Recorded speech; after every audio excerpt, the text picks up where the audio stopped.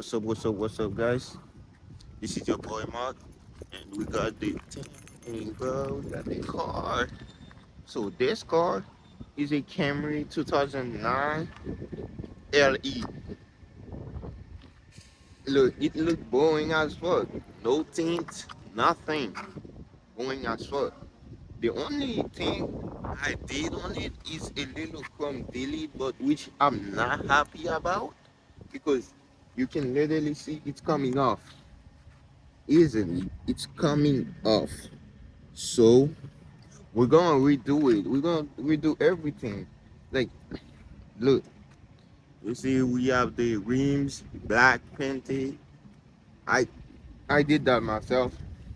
A pretty good car, but looks boring. I'm gonna make it look sporty and all that. We're gonna do that all from Temu and AliExpress. All that. Look, I don't know how to rap. I don't know how to do anything about car. I'm gonna learn and I'm gonna learn with you guys. We're gonna do it together. We're gonna learn from our mistakes. Every mistake we make is a part of learning. But pretty good car. Look good. So yeah, we can literally design this. We can literally make it lower. So the journey has been started. Let's do it, brother.